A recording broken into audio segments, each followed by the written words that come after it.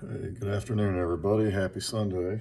I am back on the effects pedal build today. Actually, on another build, the second one. The first one was a success, as you saw in my other videos.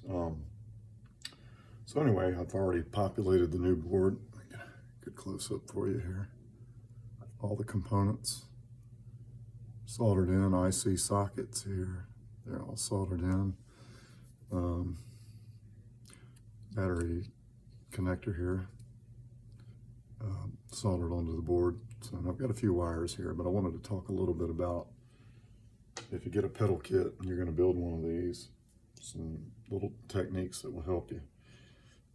Tinning the wire is really important. So I've got some pretty thin wire, and I would say it is looks like 22 gauge, because when I use my stripper here, wire stripper, the 22 is the one that fits. Sorry, I'm a little under the weather here. I'm kind of battling the coronavirus here. So been down for a week, and starting to feel a little better. So anyway, what I'm gonna do is I'm gonna strip my wire back first. Take about maybe a 1/4 inch back.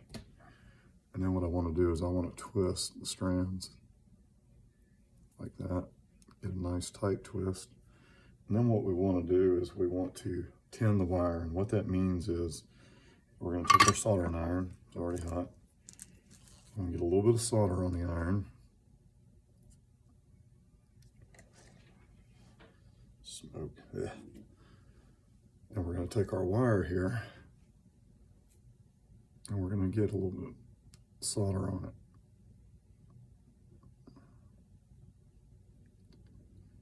And I want the wire to be in contact with the iron to get good and hot,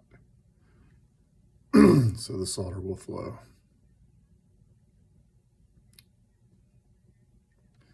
Now the key here is you want it to kind of saturate through all the strands and almost make it like solid core.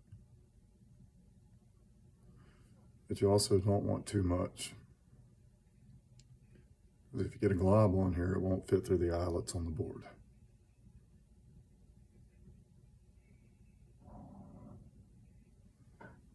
So that's a little bit globby. Here we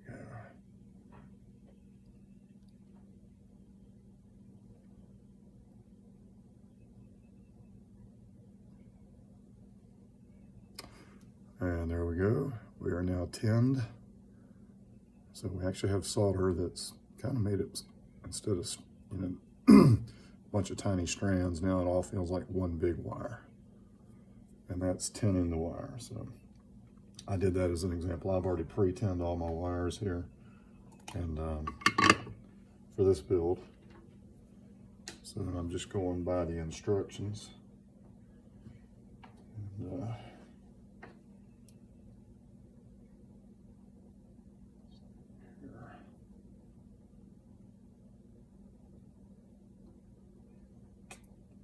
that one got a little bit too much on it. Let's try.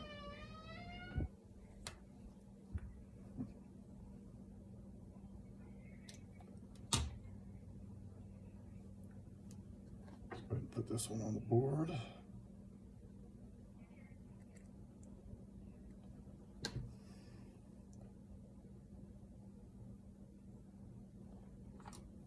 Must have been a little sloppy on this one.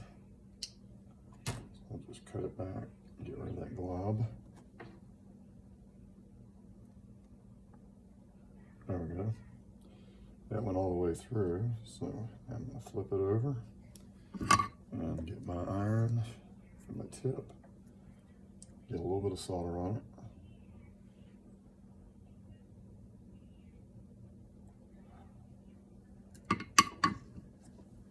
Probably should have a little fan up here to blow the smoke from the solder away. Got one on my other workbench, but I moved all the stuff over here to a separate bench to keep my amplifier work on one bench and pedals and pickups here on this one. So I will have to find a little fan out of a computer and mount it up here. So what I'll do is I'll end up wiring, I'll put all the wires on here, And once I get that done, I can go ahead and pop in my IC op amps here. That's what these guys are. Pop them into the sockets, and one thing I did have a concern, there's a lot of resistors on this board, as you can see. And as you saw in my first video of building, I like to measure each resistor with an ohm meter. Well, this resistor did not measure out, and I put it to the side because it didn't match any of the values on the board. Put it to the side, and every other resistor got put on the board, it measured out good. So this one was the one that was suspect, and it was, let's see what it measures here. 338,000 ohms. And the only spot left is 422,000 ohms.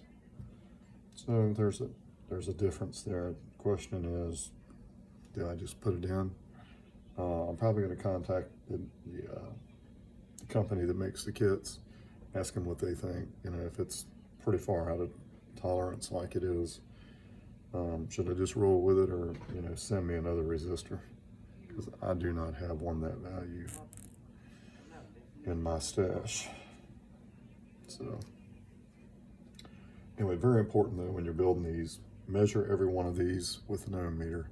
Don't try to sit there and read the color codes, because you're not going to know if you've got a resistor that's out of value or out of tolerance, a bad resistor basically, just by reading the color code and populating the board.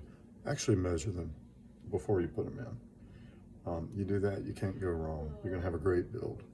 My first pedal, lights out, man. Awesome sounding pedal. All the values were like right within 5% tolerance, which was great. So, but anyway, yeah, I thought I'd share that with tinning wire and how important that is. So, anyway, you guys have a great day.